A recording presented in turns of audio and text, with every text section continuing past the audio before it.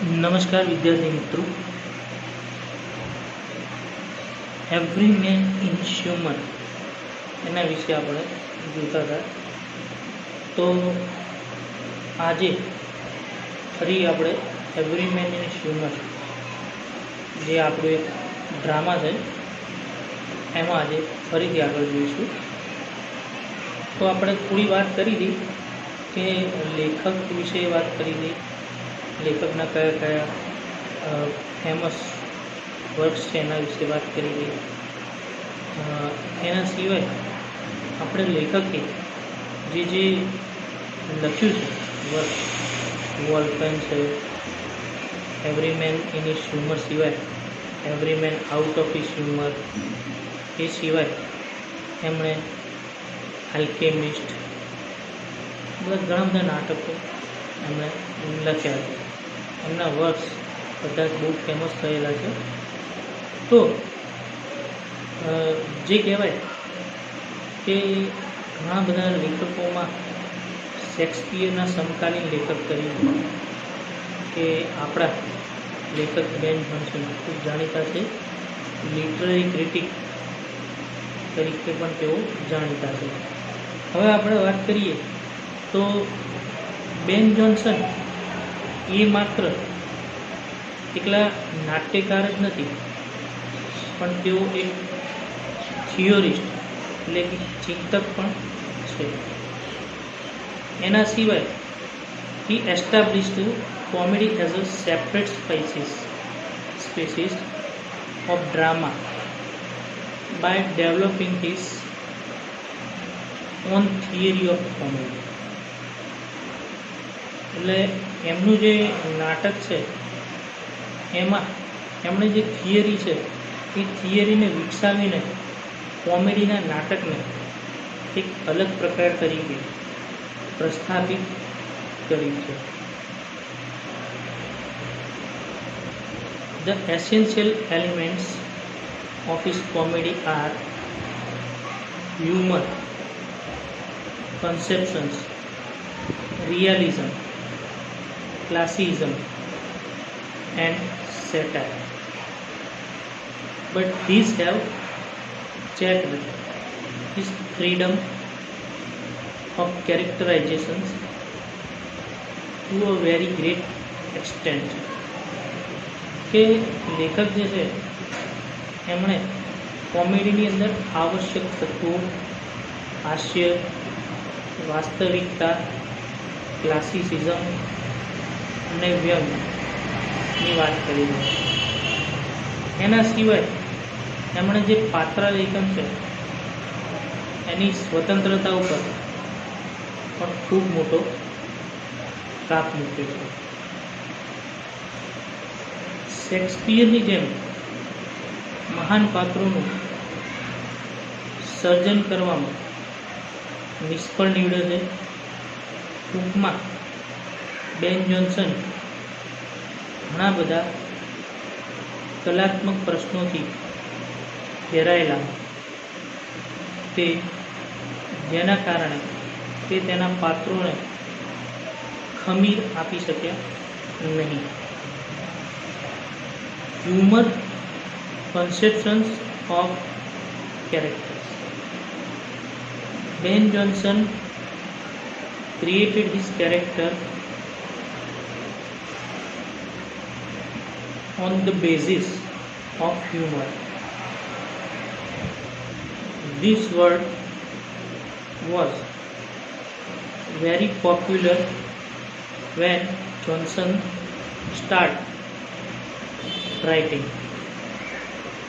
જોન્સને હાસ્યરસ પર પાત્રોની જે રચના કરી છે એમાં બેન જોન્સનના જેટલા હાસ્યના પાત્રો સર્જ્યા છે એમાં વાત કરીએ તો આ શબ્દ જ્યારે જોન્સને લખવાની શરૂઆત કરી ત્યારે ખૂબ જ લોકપ્રિય હતો. The idea came from the medieval conception of the composition of the human body According to it, the body consisted of for humors, moisture, dryness, heat and cold in different combination, forming different temperaments. If the four humors were in proper proportions in the body of man, he was normal being. Otherwise, he developed certain eccentricities of humors. લેખકે જોન્સને લખવાની શરૂઆત કરી ત્યારે ખૂબ જ લોકપ્રિય હતા. આ વિચાર મધ્યયુગ જે છે એ મધ્યયુગના ઔષધીય ખ્યાલ પરથી આવ્યો છે, જેમાં માનવ શરીરના બંધારણ વિશે કહેવામાં આવ્યું છે. એ અનુસાર માનવ શરીર જે આપણું હ્યુમન બોડીઝ છે એ માનવ શરીર 4 તત્વોનું એટલે કે 4 એલિમેન્ટ્સ કન્સ્ટ્રક્ટેડ હ્યુમન બોડી એના ઉપરથી બન્યું છે. જેમ કે ભેજ, ડ્રાયનેસ, પછી સૂકાપણું, ગરમી, હીટ અને કોલ્ડ, ઠંડી. એ જુદા જુદા 4 અનુસંધાનમાં જુદો જુદો મિજાજ બતાવે છે. જેમ કે આપણે કહેવાય છે કે આપણા શરીરમાં જે કહેવાય ક્રેસ્મર અને એ બધાના મતે આપણું શરીર જે છે એ 4 પ્રકારના ગુણોથી પ્રધાન છે. વાત, પિત્ત, કફ. આ જે 3 થી 4 પ્રકાર છે એનાથી આપણું શરીર બનેલું છે, વાત, પિત્ત અને કફ. એવી જ રીતે આપણા હ્યુમન બોડીનું ટેમ્પરામેન્ટ, ટેમ્પરેચર અથવા જો એનું કન્સ્ટ્રક્શન, એની રચના જોઈએ તો એમાં ભેજ, સૂકાપણું, ગરમી, ઠંડી, આ 4 પ્રકારથી માનવ શરીર બનેલું છે. અને એ 4 એ 4 એ જુદા જુદા પ્રકારનો મિજાજ બતાવે છે. આ 4 તત્વો યોગ્ય પ્રમાણસર હોય તો માણસ એ સામાન્ય ગણાય છે.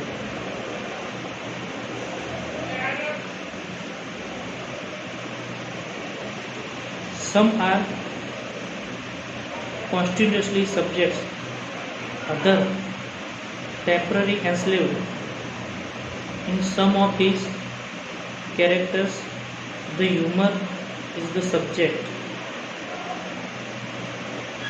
of a permanent lack of balance.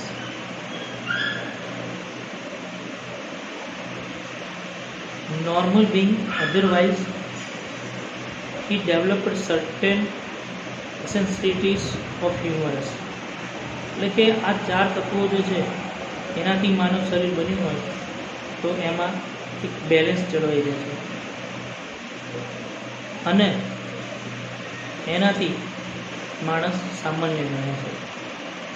જો તેમ ના હોય તો તેનામાં કેટલાકમાં ધૂનીપણાની વૃત્તિ આવે છે. ધૂનીપણા તો ઘણા બધા વ્યક્તિઓ તમે જોયા છે. મોટાભાગના ધૂનીપણા વ્યક્તિઓ હોય એ જ્યારે પોતાના કામમાં મશગુલ હોય ત્યારે એને આજુબાજુ શું ઘટના બની રહી છે, શું છે, ઘણીવાર આપણે એને બોલાવીએ તો પણ એ જવાબ આપતા નથી. આવા પ્રકારના માણસોને ધૂની પ્રકારના માણસો કહેવાય. આગળ આપણે સેમ 1માં કમ્પલસરી ઇંગ્લિશમાં એક પાઠ જોયો હતો, જેમાં સેમ 2માં જોયો આપણે દત્તાનો. એમાં વાત હતી કે જે દત્તાનું કેરેક્ટર છે એક ધૂની પ્રકારનો માણસ છે. જ્યારે એ કંઈ કામ કરવા બેસે ને ત્યારે પોતે પોતાના ઇક્વિપમેન્ટ્સ જે એના કામ કરવા માટેના જે સાધનો છે, પેન્સિલ છે, રબર છે, સંચો છે, કટર છે, કલરના ડબલા છે, આ બધું જ એની આજુબાજુ મૂક્યું હોય, પણ ઘણીવાર એ કામમાં એટલો બધો મશગુલ થઈ જાય કે એ પેન્સિલનો ટુકડો એનાથી ક્યાં મુકાઈ ગયો છે એ એને ખબર ના રહી હોય. એટલો બધો ધૂની હોય, એટલું બધું કામમાં મશગુલ હોય. અને આવા કામના કારણે ઘણીવાર કેટલાય ગ્રાહકો આવીને ત્યાં જોઈને ચિત્રો જોઈને જતા પણ રહે, છતાં પણ એને ખબર પડતી નહીં. એટલે આવા દત્તા જેવા ધૂની વ્યક્તિઓ જે છે એવા પણ વ્યક્તિઓના કારણે લોકો ધૂનીપણા છે એવું જ કહી શકાય.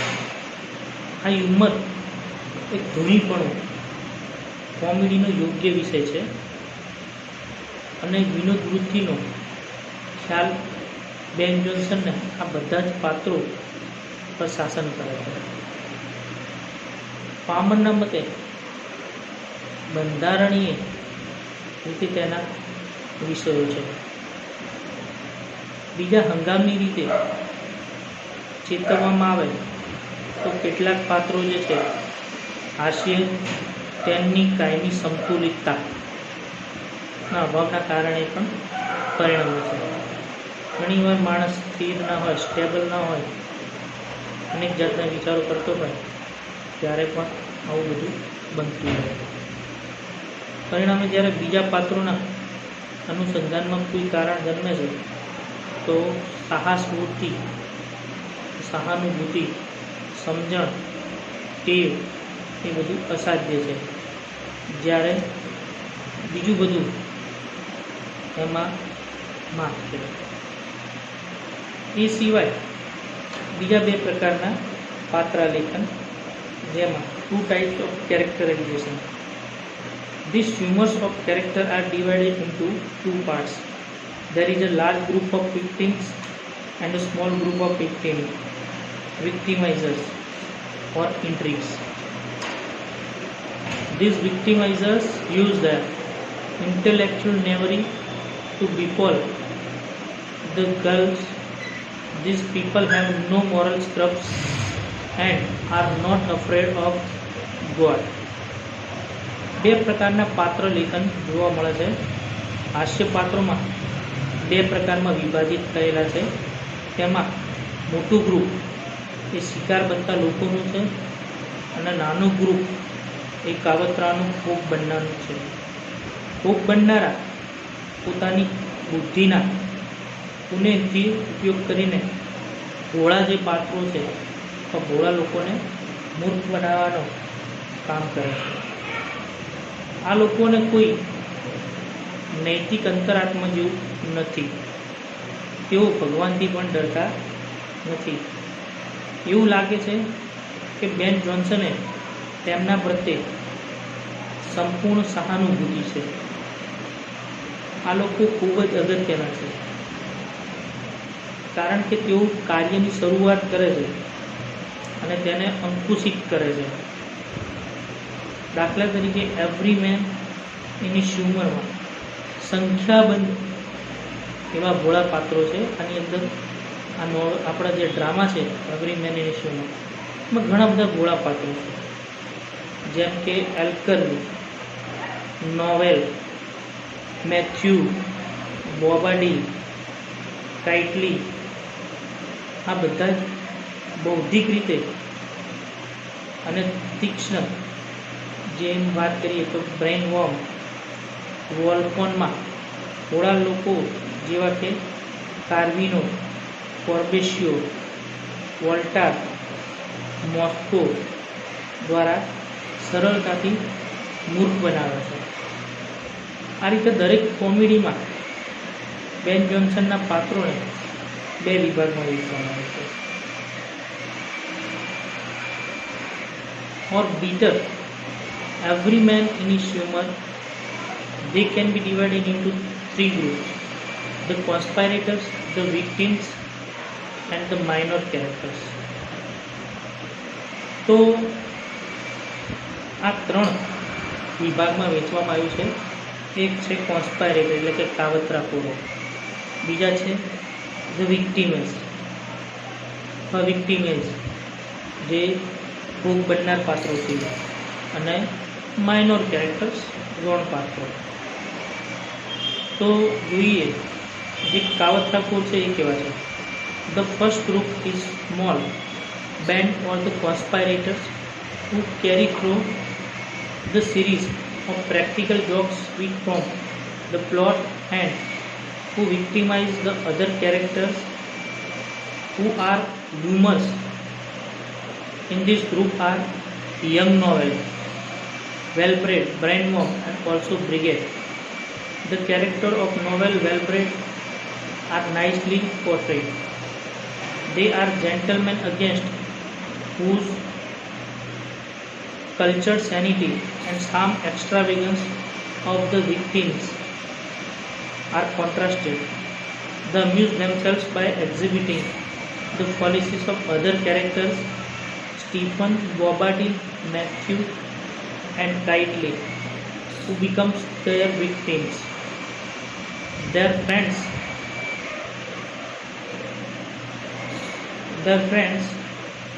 are not individualism, as they are similar in their wit and superiority over other characters. હવે અહીંયા જે પાત્રો છે એમાં એક ગ્રુપ કાવતરાખોરની નાની ટોળકીનું છે, જેઓ વ્યવહારુ જોક્સ દ્વારા નાટકના પ્લોટને વિકસાવે છે, બીજા પાત્રોને શિકાર બનાવે છે કે જે હ્યુમર છે જે ગ્રુપમાં સમાવેશ થાય છે. યંગ નોવેલ, વેલ-બ્રેડ, બ્રેઇનવોર્મ, બ્રિજેડ, નોવેલ, વેલ-બ્રેડ આ બધા પાત્રોનું ખૂબ સુંદર રીતે ચિત્રણ કરવામાં આવે છે. વિરોધાભાસમાં મૂકીએ તો બીજા પાત્રોને ભૂલ પ્રદર્શિત કરતા આનંદ મળે છે, જેમાં સ્ટીફન, બોબાડિલ, મેથ્યુ, કાઇટલી એમનો શિકાર બને છે.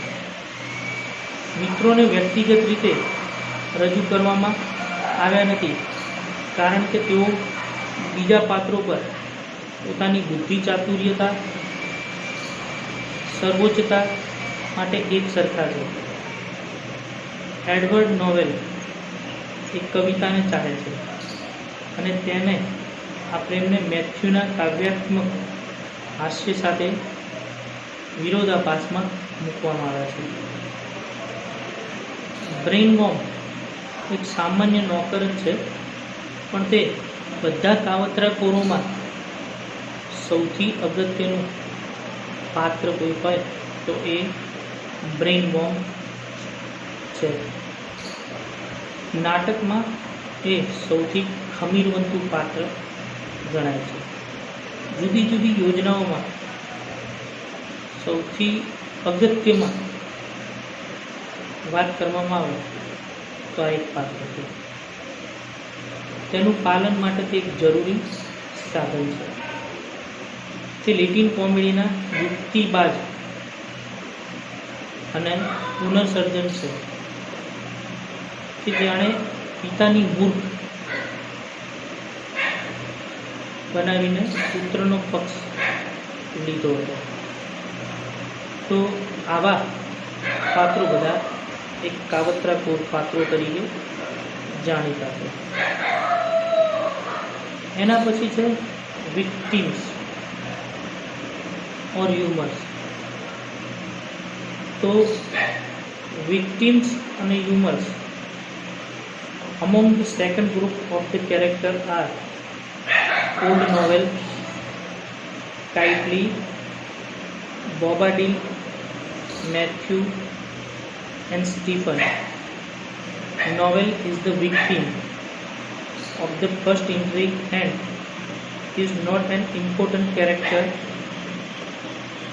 He represents old generation who mistrust the way of the new generation and recalls the better morals and manners of the past. Kindly, the victim of the second intrigue is one of Johnson's most striking humors. He is the jealous husband, a common figure of Latin comedy, very much popular in English comedy and tragedy. He is the most forcibly drawn character. હવે અહીંયા જે પાત્રો ભોગ બન્યા છે એવા પાત્રોના બીજા ગ્રુપમાં ઓલ્ડ નોવેલ, કાઇટલી, બોબાડી, મેથ્યુ, સ્ટીફનનો સમાવેશ થાય છે. નોવેલ એ પ્રથમ કાવતરાનો ભોગ બને છે. તે મહત્વનું પાત્ર નથી, તે જૂની પેઢીનું પ્રતિનિધિત્વ કરે છે, જે નવી પેઢીના રીત રિવાજોમાં વિશ્વાસ કરતો નથી. બીજા કાવતરાનો ભોગ પણ બને છે. તે બેન જોન્સનનું મહત્વનું પાત્ર છે. તે ઈર્ષાળુ પતિ છે જે અંગ્રેજી ટ્રેજેડી અને કોમેડીમાં લોકપ્રિય છે. તે ખૂબ જ બળજબરીપૂર્વક દોરેલું પણ એક પાત્ર છે. જો કે તેને ઓથેલોના પાત્ર સાથે સરખાવી ના શકાય. જો કે બંને ઈર્ષાનો ભોગ બને છે અને તેને માત્ર એક જ ગુણ આપવામાં આવે છે.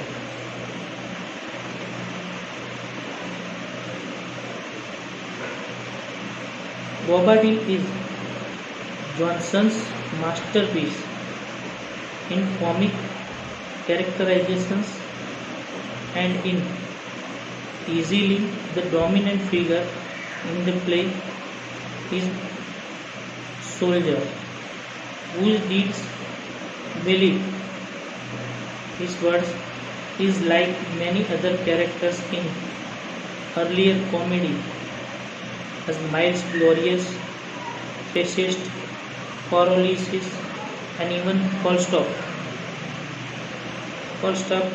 but he is quite distinct also. He represents the Elizabethan species of his class with up-to-date thoughts. His visits of suspicious hunts is no doubt a humor, but he has been invented with some individually. According to R.S. Nock, he is indeed far more than a mere arrogant and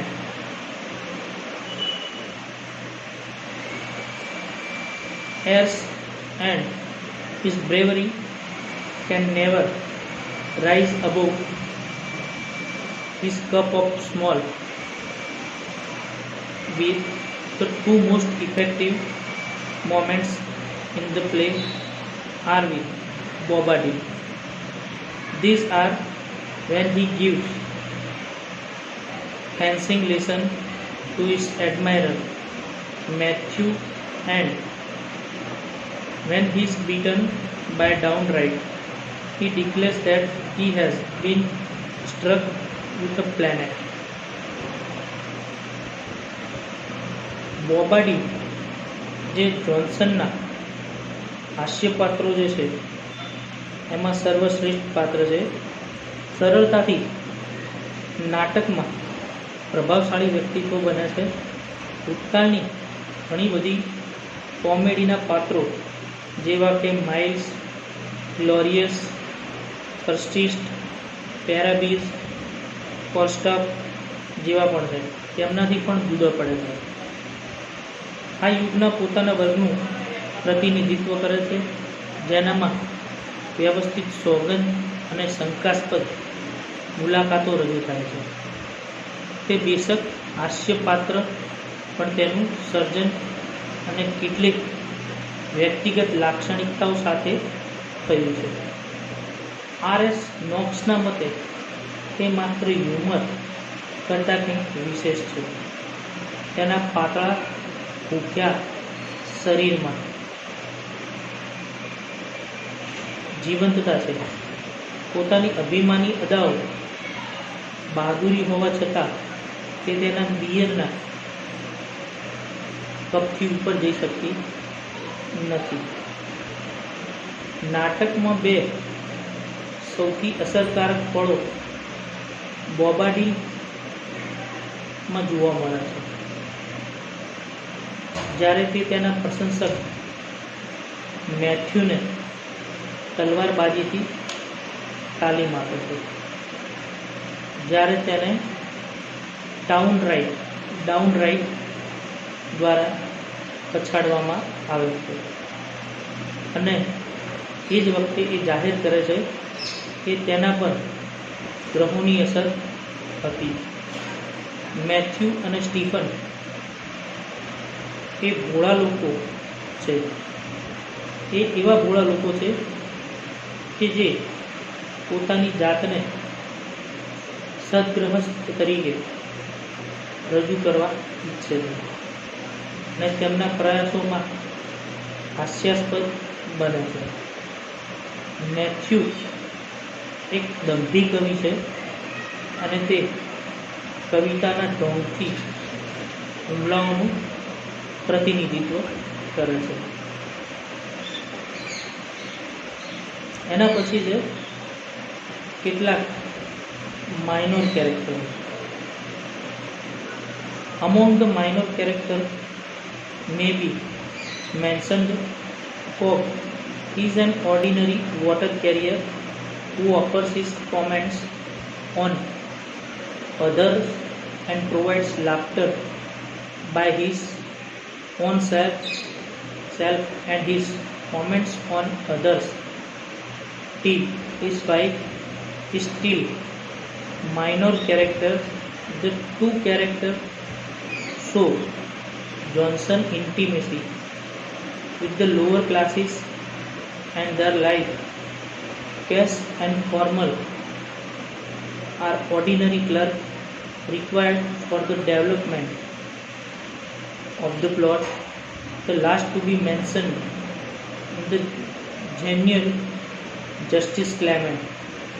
He is the deus ex machina of the comedy, sorting out the note and bringing the humors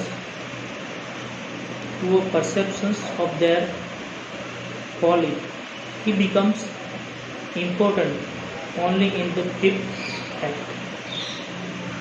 In characterizations, Johnson's purpose was to kill Sam by effective ridiculous. This has been acknowledged by all the critics.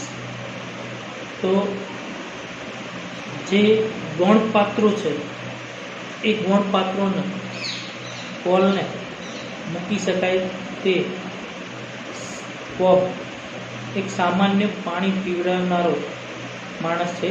તે બીજા ઉપર પોતાની ટીકાઓ કરીને હાસ્ય આપે છે.